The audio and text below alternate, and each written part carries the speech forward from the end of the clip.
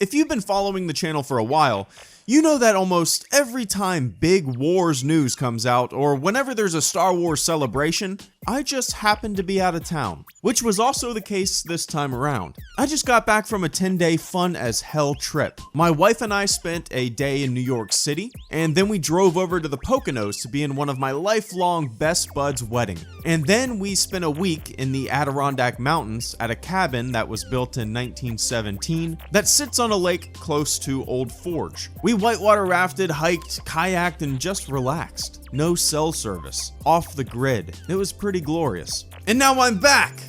For one day. I'm going out of town again tomorrow for another 6 days. I'm heading up to the Smoky Mountains. It's been a busy month. I literally just sat down to watch the Rogue One celebration trailer, and man, I'm so happy they made something like this to show us. Honestly, I would rather have little touching videos like this than another trailer. I love trailers, don't get me wrong, but a video that shows a sneak peek of the production and a video where the members of that production voice their excitement, it's almost more enjoyable to me to see their love for the project, to see what they're going for and how they're accomplishing their vision. Gareth Edwards said something that I love in this video. Something that is just on par with everything that I've been saying about these spin-off films. He said, quote, "The pressure's so high. Like we're making a film that's right touching my favorite movie of all time. But then if you're too respectful of it, that you didn't do anything new or different or take a risk, then what are you bringing to the table?" Close quote. Bingo! Gareth, you hit the nail on the head with a sledgehammer. These Star Wars story films should not be afraid to fail, not be afraid to take chances. The level of practical effects actually took me by surprise.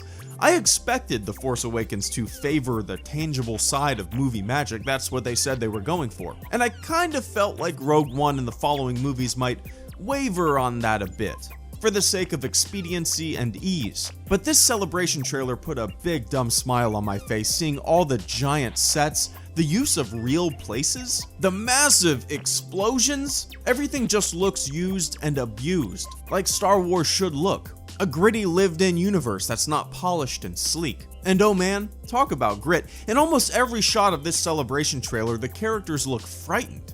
They look nervous. They're frantic, their mission is dangerous, and it really shows in the brief shots we see of them. Seeing the classic stormtroopers is super exciting.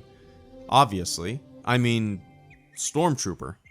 I have to say, I like the design of the new bad guy armor better than the Force Awakens stormtrooper armor. The tank driver looks awesome. It's like a blend of clone troopers and stormtroopers. There's dirt in the cracks, they're scuffed, they look like they've seen some shit. The black armored bad guys, I call them bad guys. I'm sure there's a name for all of them, but I literally just sat down, watched this trailer, and started writing without doing any research. But the black armored dudes look so badass. Extremely menacing. I almost expect them to be like Nazi SS officers, the elite crew, the dudes who follow Director Krennic, the guys who do the really dastardly deeds. I'm expecting the action in Rogue One to be different than the action we've seen in the previous films. It looks that way, right? At least it does to me. Riz Ahmed, who plays Rook in Rogue One, has said that it's like the sci-fi version of Saving Private Ryan, and that sounds awesome. Of course, I don't want any hyper-realistic Omaha Beach type scenes because it still needs to appeal to kids, but having it feel that way, having the odds be stacked against the main characters, downtrodden, the mission being nearly impossible, that feeling, that's what I'm hoping for. And that's what it seems like they're going for. That grit, that sense of adversity. The music that plays as the trailer ramps up comes from Audio Machine, and the track is titled The Origin of Species. It sets the tone brilliantly. I doubt it will be in the film, but it works super well in this trailer. Overall, the celebration trailer has once again showed me that Rogue One is moving in a great direction. It shows me that the type of film the production team wants to make is on par with the type of film that I want to see. The creature designs blow me away, the set pieces look incredible, the use of real-world locations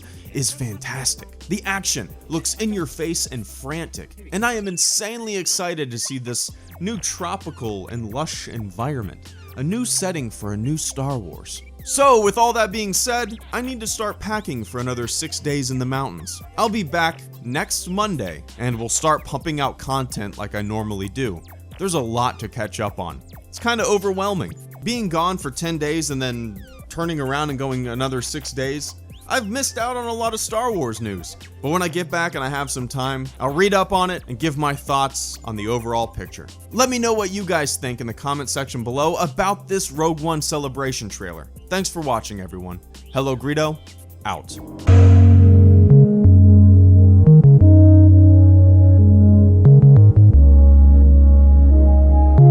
Always with you, it cannot be done.